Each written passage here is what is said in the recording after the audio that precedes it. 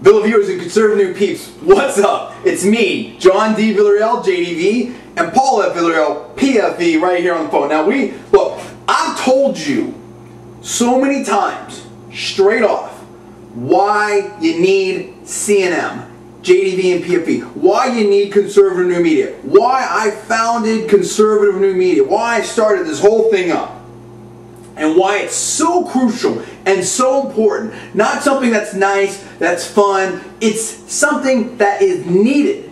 It's something that you have to get involved in. If you're conservative, if you're libertarian, I don't care if you're a Democrat, I don't even care if you're a potential socialist. We'll change your mind on that. But if you believe in liberty and freedom, you gotta be a part of this thing.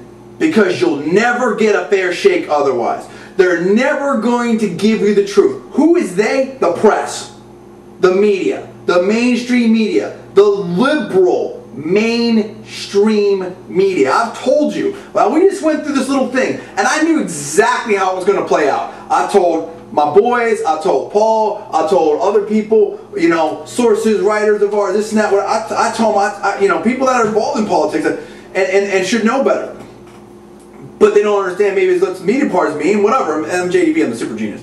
I said this is how it's going to go from Jump Street and how it's going to play out. Why? I've been at this movie many times before at a higher level. What am I talking about? I'm talking about this garbage hit piece on JDV and CNM by Lisa Vorderbrueggen in the Contra Costa Times. Now look, man, I knew the Contra Costa Times when the Leshers owned that stuff, man. I've been a resident of this county forever, dude. I had op-eds in the Contra Costa Times when I was a kid. It's not a big deal, dude. It's like my little backyard paper and stuff like that. Like, it's big and stuff, sort of. But I mean, like, you know, they're dying, like every other newspaper. We'll talk about that in a second. I've been on the cover of the sports pages. My family's been in there. I mean, my family's huge in this county. My dad was in there a zillion times. My brother's in there. It's like, whatever, dude. I mean, seriously. So, the point is this. Man, I don't even know where to start. There's so much here. It's like, I might have to turn it over to Paul. Bottom line is this. We had 5 video series that we're going to link right here. Boom. Click on this link right here. We're going to annotate it right here, so you can click on it right now. Basically, like I said in that, I mean, I'm not going to go over all that because it's there, you can see it. It was a 5-part series in response to a question I got from reporters. We're covering, everybody knows, because I've already said it.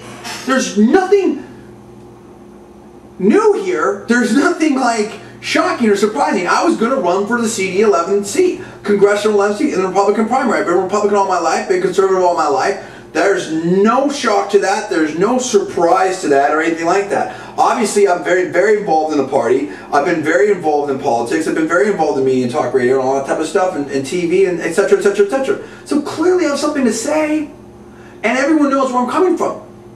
So anyway, long story short, we had this guy who's been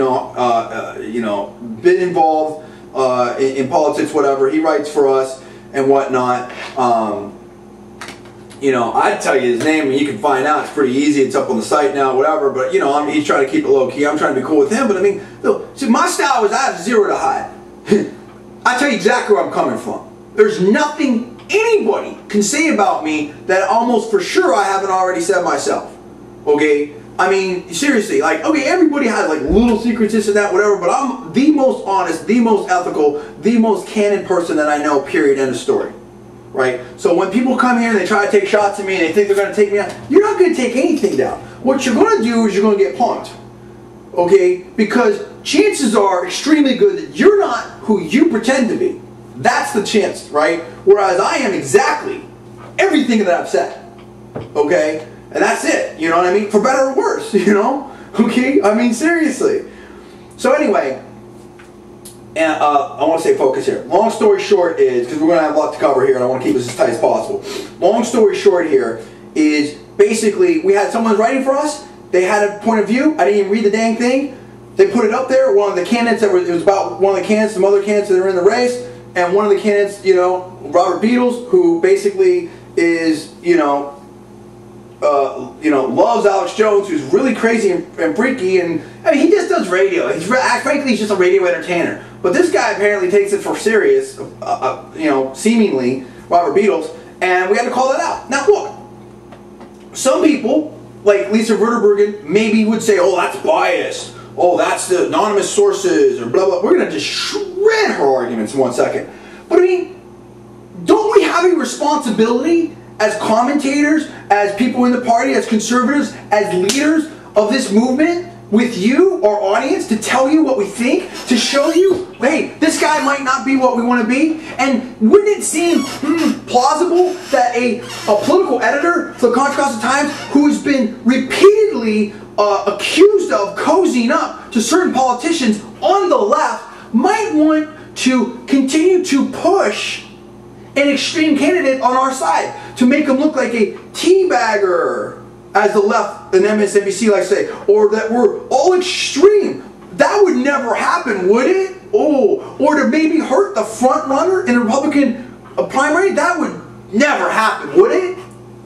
I mean, this is why you need CNN. This is why you need us. We're fighting the fight. They're trying to take us out. You're not taking us out, chick. You're just pumping us up. You're just getting us more views and readers. It's that whatever. Nothing you can say about me hasn't been said 100 times worse at a much bigger audience. I don't care. It wasn't true then. It's not true now. Whatever. All this has done is that, see, here's the funny thing. She came to me. Contra Costa Times calling.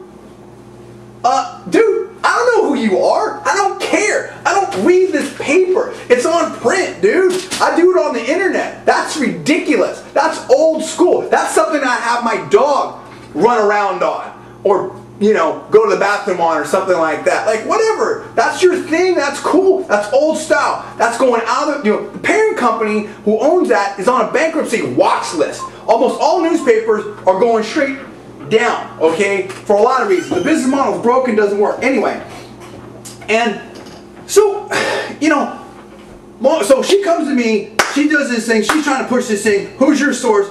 Dude, why don't you tell, my source is anonymous, why don't you tell me yours? Oh, my source is anonymous. You want me to tell you your source? First of all, I'm supposed to jump up and immediately respond to you because you're Contra Costa Times. Why don't I call her up and do an interview with her? Let's see if let's flip it around. Let's interview Lisa Vorderbrueggen and see if she'll answer some questions. We got a lot of questions, and we're going to do it right. We'll do it right here. You know, I mean, that wouldn't happen. So it's like, who are you? I don't even know. You came to me, right? With the story's ridiculous. It's a non-story. The premise is wrong. Your source is garbage. We have a duty to analyze this race. We're opinion media anyway, like a talk show. What am I missing here, other than the idiocy of all this? Oh, that's right, the real reason you're doing all this, which we're going to deal with, in our opinion of what we think your motives are. That's what we're going to deal with, right? Along with other facts that we're going to show, and we're going to shred it just like we shredded Beadles and the whole thing. See, unlike you, we like to give our viewers all the facts as much as we can within time constraints. See, well, I only have so many comments. Really? Well, this is newspaper right here. For a newspaper, you went on for a long time, didn't you, Lisa? You had a lot to say.